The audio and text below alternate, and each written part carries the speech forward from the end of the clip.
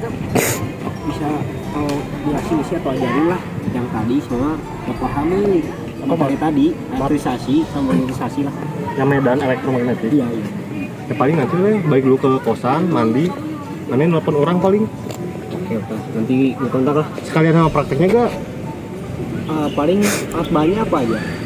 Ya kayak paling dibutuhin kayak power supply, konduktor yang kawat lilit, sama medianya apa, air atau madu, minyak kayak gitu paling. Telepon weh.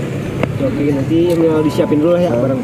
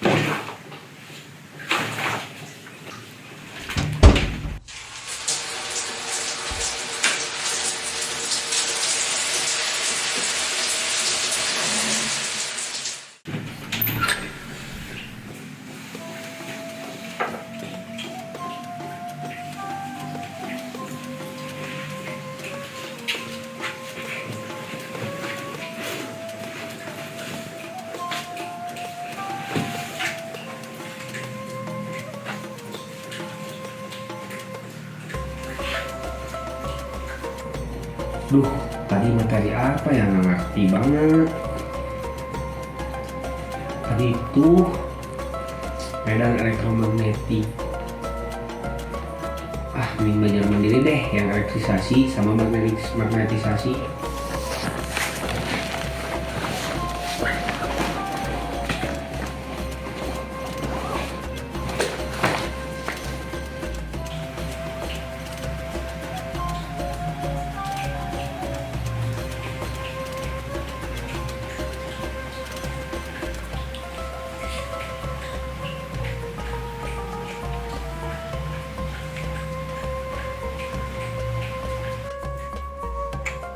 Oh, yang ini.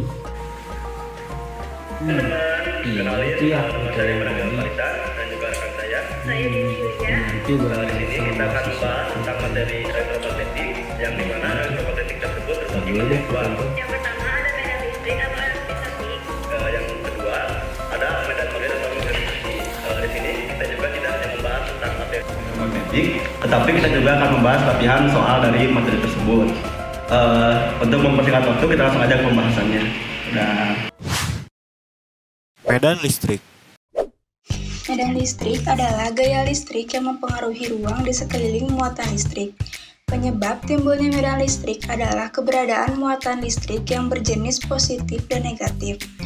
Medan listrik juga dapat digambarkan sebagai garis gaya atau garis medan yang memiliki satuan N/C atau Newton per kolom. Adapun tanda dari muatan listrik. Muatan listrik dapat bernilai positif dan negatif. Jika muatan ini akan mempengaruhi perhitungan medan listrik dalam hal tandanya, yaitu positif dan negatif. Apabila pada setiap titik di sekitar sebuah atau ada beberapa muatan dihitung medan listriknya dan digambarkan vektor-vektornya, akan terlihat garis-garis yang saling berhubungan yang disebut sebagai garis-garis medan listrik. Tanda muatan menentukan apakah garis-garis medan listrik yang disebabkan berasal darinya atau menuju darinya. Setelah ditentukan atau berdasarkan gaya yang dialami oleh muatan uji positif, ditemukan bahwa muatan positif akan menyebabkan garis-garis medan listrik berarah dari padanya menuju keluar, Sedangkan muatan negatif akan menyebabkan garis-garis medan listrik ke arah menuju masuk padanya. Sedangkan untuk muatan nol tidak menyebabkan adanya garis-garis medan listrik. Asal medan listrik. Rumus matematika untuk medan listrik dapat diturunkan melalui hukum Coulomb, yaitu gaya antara dua titik muatan, atau F sama dengan Q1 Q2 per nilai mutlak kuadrat dikali R vektor. Menurut persamaan ini, gaya pada salah satu titik muatan berbanding lurus dengan besar muatannya. Medan listrik dapat didefinisikan sebagai suatu konstan berbanding antara muatan dan gaya, atau F sama dengan Q E dan E sama dengan 1/4 Pi epsilon 0 dikali Q per nilai mutlak R kuadrat dikali R vektor. Adapun dalam rumus listrik sering ditemukan konstanta atau K sebagai ganti dari 1/4 Pi epsilon 0, di mana konstanta tersebut bernilai K sama dengan 1/4 Pi epsilon 0 atau sebanding dengan 8,99 kali 10 pangkat min 9 Newton M kuadrat Coulomb kuadrat. Adapun intensitas dari medan listrik, kuat lemahnya mempengaruhi muatan listrik positif dinyatakan dengan intensitas medan listrik. Intensitas medan listrik ini bergantung kepada yang satu, besar atau kecilnya muatan listrik positif sebagai sumbernya. 2. Medium di mana muatan listrik positif tersebut ditempatkan, apakah berada di ruang hampa udara atau vakum, di ruang atau di udara atau free space, atau di media elektrik seperti halnya air, tanah, air laut, dan lain-lain.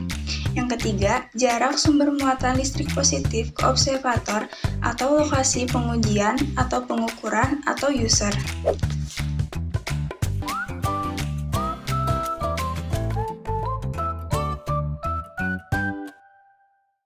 Setelah kita membahas materi tentang medan listrik, di sini kita akan membahas beberapa contoh soal dari medan listrik. Yang pertama, 3 buah muatan listrik masing-masing sebesar 10 Newton Coulomb diletakkan berturut-turut di titik O 0,0,0, P 224, dan Q 234.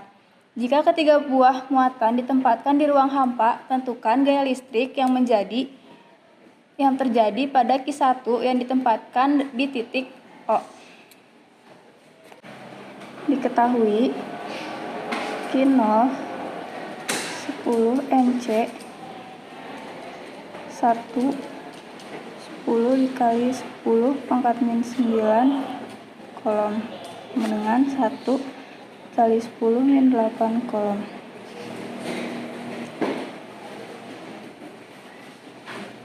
Q1 10 Nc 10 kali 10 min 9 C 1 kali 10 min 8 Coulomb 224. Q2 10 Nc 10 dikali 10 pangkat min 9 Coulomb dengan 1 dikali 10 pangkat min 8 Coulomb. 3, 2, 4. R vektor 1 dan 2. 0 dikurang 2 AX vektor ditambah 0,2 AY vektor ditambah 0 min 4 AZ vektor. R vektor 1, 2 min AX vektor ditambah min AY vektor ditambah min 4 AZ vektor. Nilai mutlak dari R vektor 1, 2 akar dari min 1 kuadrat ditambah min 1 kuadrat ditambah min 4 kuadrat 1 ditambah 1 tambah 16. Akar dari 18 itu sama dengan 4,24. AR vektor 12 sama dengan R vektor 12 per nilai mutlak R 12 sama dengan min AX vektor min AY vektor min 4 AX vektor per 4,24 kuadrat sama dengan 0,23 AX vektor min 0,23 AY vektor min 0,94 AZ vektor. F vektor 12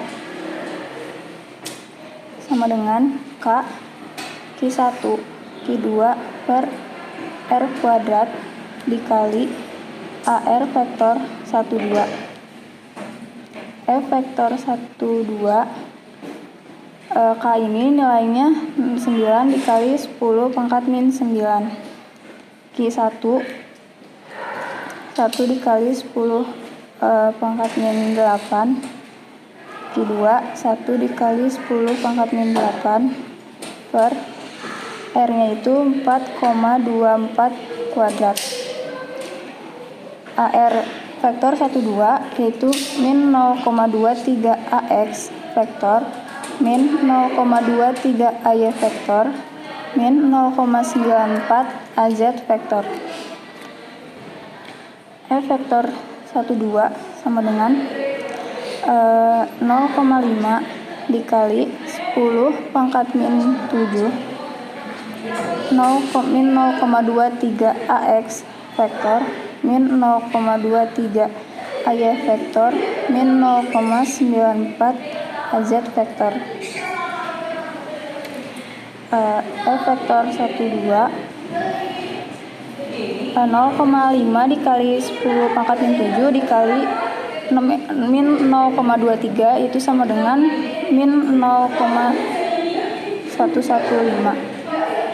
dikurang 0,5 dikali 10 pangkat min 7 dikali min 0,23 itu min 0,115 terus dikurang 0,5 dikali 10 pangkat min 7 dikali min 0,94 yaitu min 0,47 dikali 10 pangkat min 7 Newton. F vektor 12 sama dengan min 0,3 AX vektor ditambah 0,2 AY vektor ditambah 0,4 AZ vektor sama dengan min 3 AX vektor ditambah min 2 AY vektor ditambah 4 AZ vektor. Nilai mutlak R 12 sama dengan akar dari 1 min 3 kuadrat ditambah 1 min 2 kuadrat ditambah min 4 kuadrat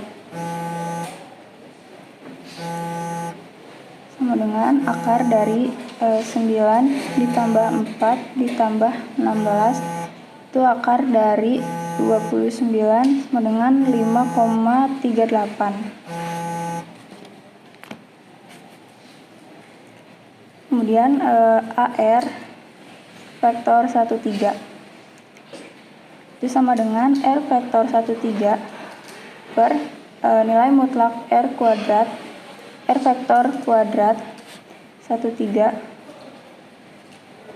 min 3 AX min 2 AY vektor min 4 AZ vektor per 5,38 sama dengan min 0,55 AX vektor min 0,37 AY vektor min 0,74 AZ vektor. F vektor 13 Rumusnya itu Q1 Q2 per R kuadrat dikali AR vektor 13. F vektor 13 sama dengan K itu rumusnya 9 dikali 10 pangkat min 9 1 dikali 10 pangkat min 8 1 dikali 10 pangkat min 8 R nya itu 5,38 kuadrat min 0,55 AX vektor min 0,37 AY vektor min 0,74 AZ vektor. F vektor 13 sama dengan 0,31 dikali 10 pangkat min 7.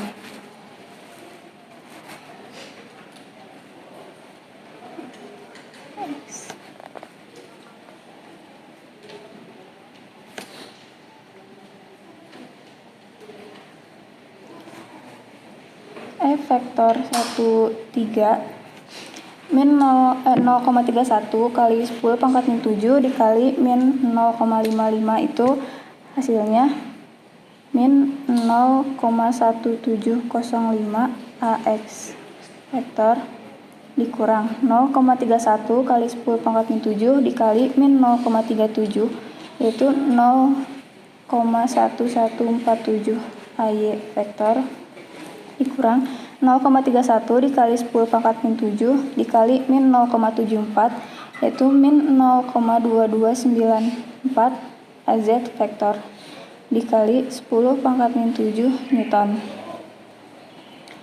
F vektor 1 sama dengan vektor 12 ditambah vektor 13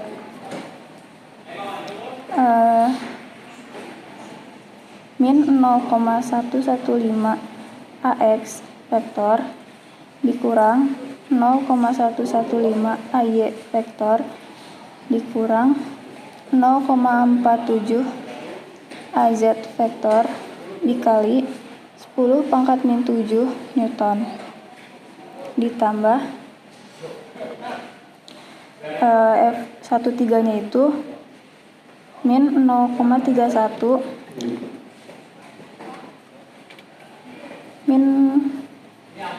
min 0,1705 AX vektor dikurang 0,1147 AY vektor dikurang 0,2294 AZ vektor kali 10 pangkat min 7 Newton, yaitu hasilnya min 0,285 AX vektor dikurang 0,229 AY vektor kurang 0,699 AZ vektor dikali 10 pangkat min 7 Newton. Sekian pembahasan dan materi contoh soal dari medan listrik. Medan magnet. Medan magnet merupakan sebuah gambaran yang biasa kita gunakan untuk mempresentasikan bagaimana gaya magnet terdistribusi di antara suatu benda bermagnet atau di sekitar benda bermagnet tersebut. Seperti yang sudah kita ketahui bahwa magnet memiliki dua kutub, di mana jika kita dekatkan dua buah magnet maka dapat terjadi gaya tarik menarik ataupun gaya tolak menolak, tergantung dari kutub-kutub yang didekatkan.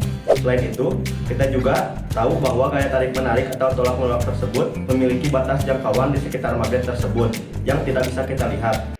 Medan magnet dapat mendeskripsikan bagaimana gaya yang tidak terlihat tersebut di sekitar magnet. Karena magnet merupakan besaran vektor, maka terdapat dua aspek untuk mengukur medan magnet, yaitu besarnya dan juga arah magnet tersebut.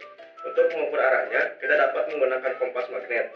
Jika kompas magnet didekatkan di sekitar medan magnet, maka arah jarum kompas akan mengikuti arah medan magnet di titik tersebut. Medan magnet digambarkan dengan garis gaya magnet dan dinyatakan dengan anak panah. Garis gaya magnet tidak pernah saling berpotongan dan selalu keluar dari kutub utara magnet dan masuk menuju ke kutub selatan magnet. Pada rumus medan magnet, Besarnya medan magnet dituliskan dengan simbol B.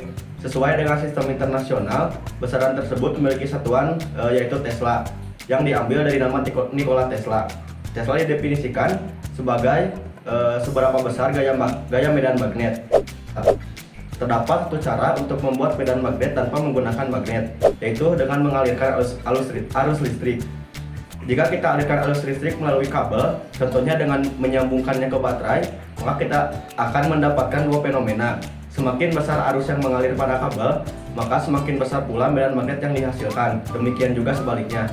Sesuai dengan hukum Ampere, besar medan magnet yang dihasilkan dapat dihitung dengan rumus B sama dengan mu0 I per 2 pi R, di mana I adalah besar arus listrik, R jarak dari kabel, dan mu0 merupakan konstanta permeabilitas yang mempunyai rumus mu0 sama dengan 4 pi kali 10 pangkat min 7 Tesla meter per ampere.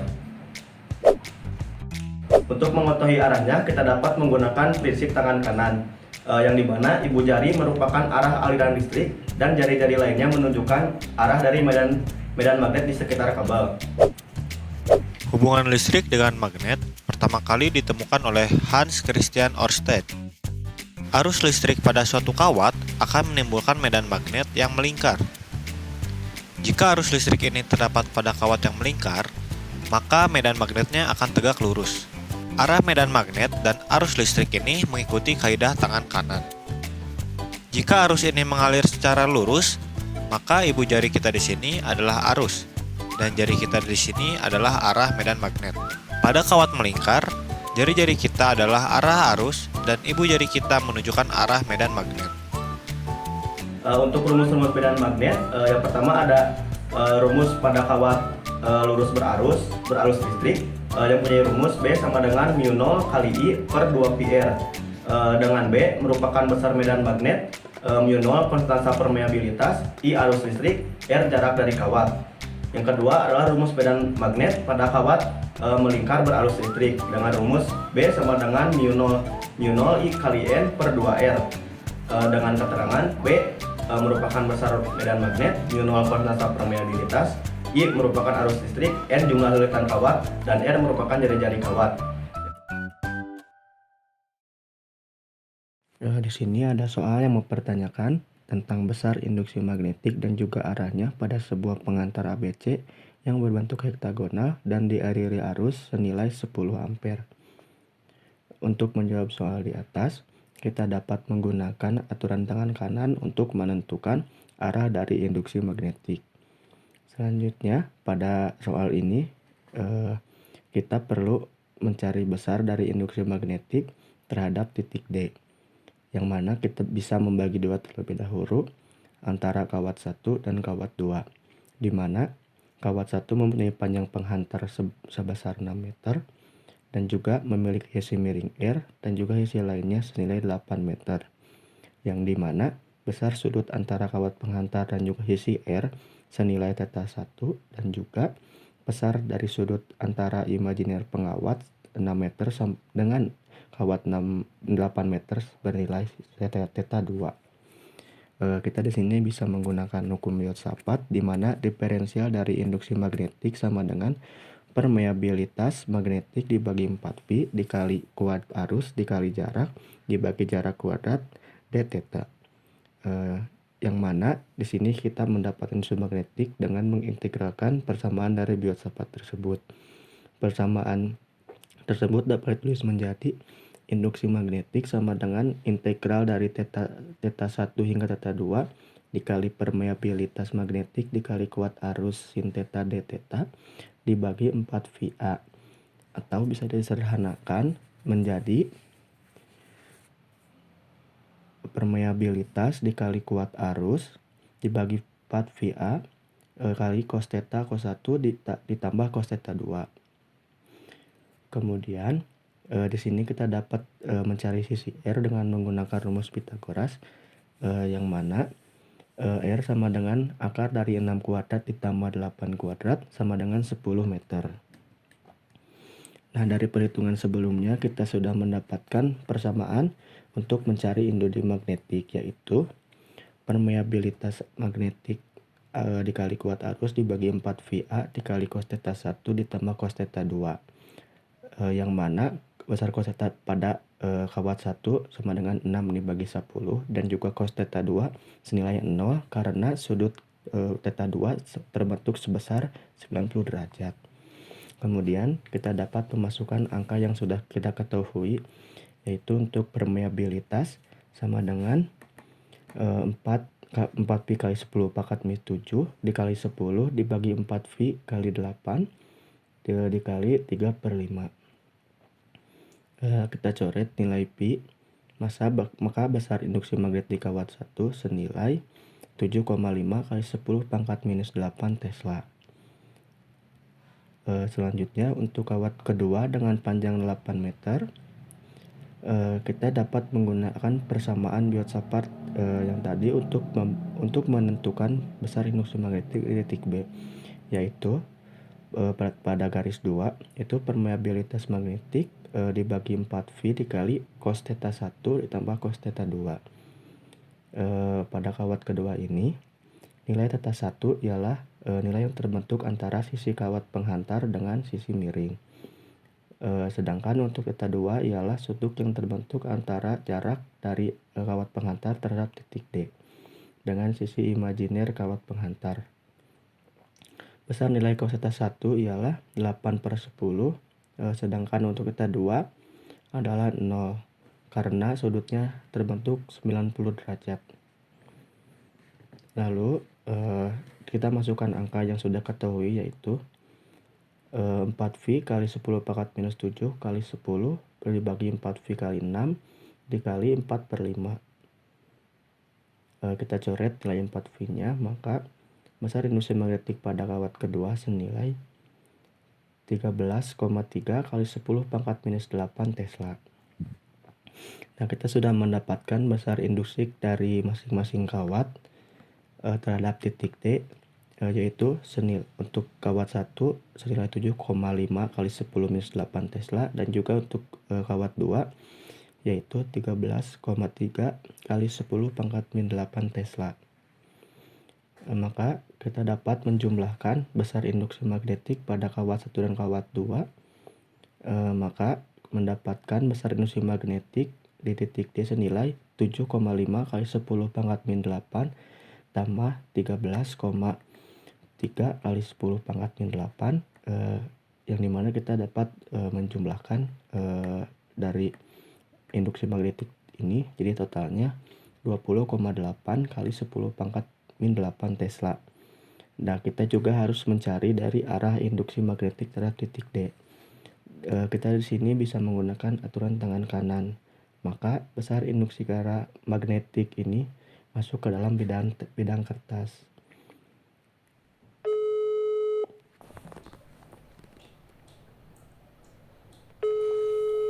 Halo Dap, Woi, halo Jam.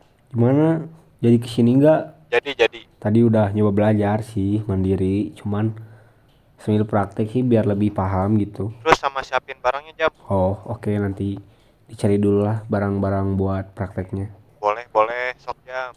Oke, tunggu Dap, makasih. Oke, sama-sama.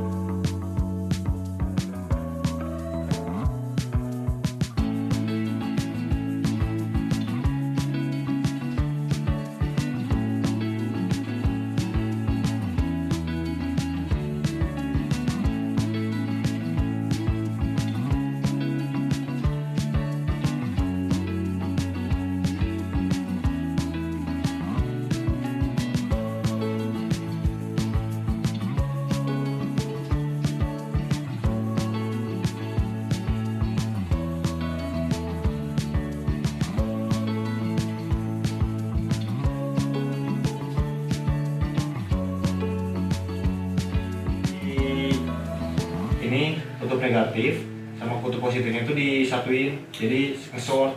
Oh, supaya bisa bikin medan magnet Ya. sekitar. kayak gini. Ini kalau misalnya pakai tegangan baterai misalnya yang 5 volt atau ya kalau lumayan lah, kalau gini mah nge-short kan, bisa bikin panas baterainya karena ini baterainya tegangan cuma berapa? Kecil. Jadi ya aman-aman aja. Ini kan kalau si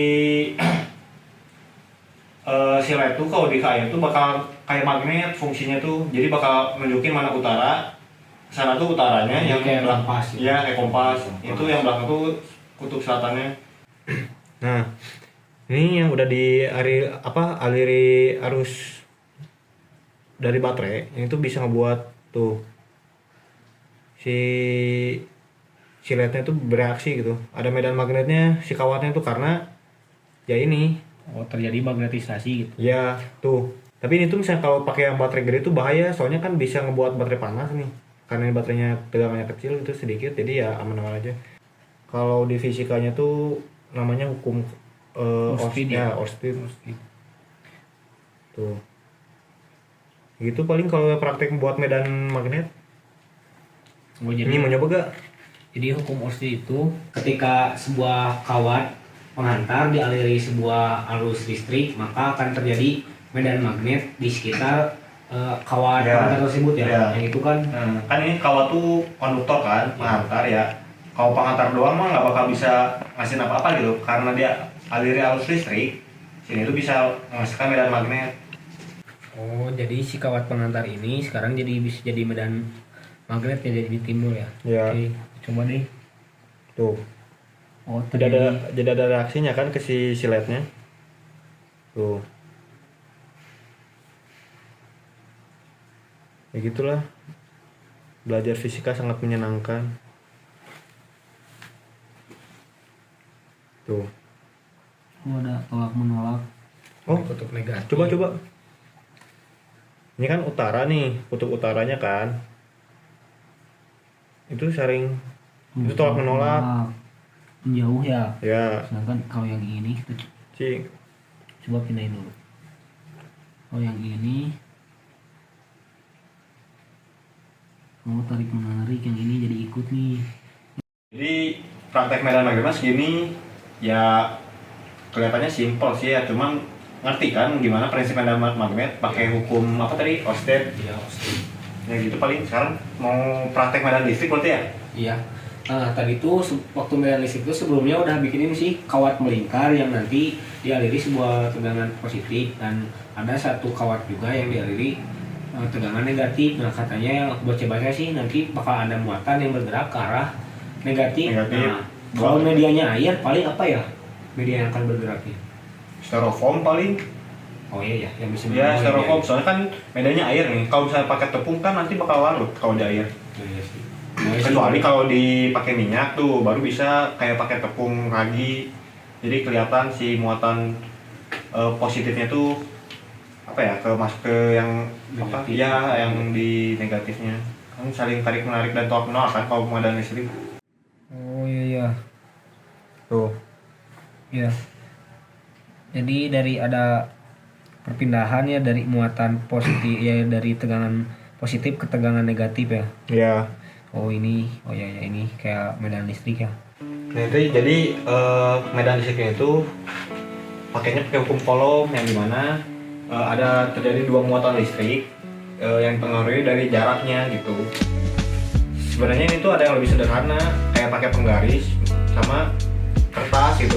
Jadi kayak si penggaris itu digosirin ke satu arah dan itu si kertas itu bakal narik gitu karena ada gaya dari yang ditimbulkan oleh hukum Coulomb itu.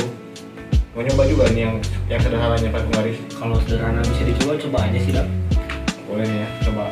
Prinsip sederhananya itu si penggaris itu digosokin ke selimut kain gitu ya dalam satu arah. Kenapa? Jadi biar si penggaris itu berubah gitu.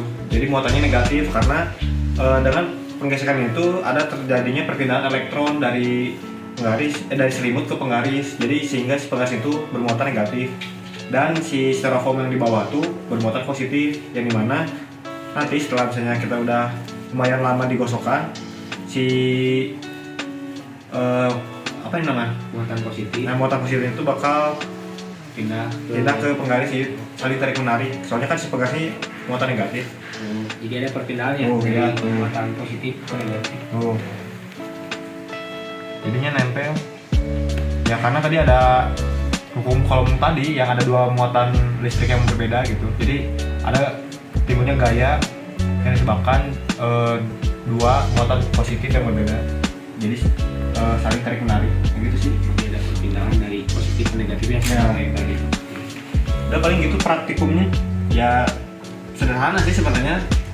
Ya fisika mah gini, ya seru kan? Seru banget.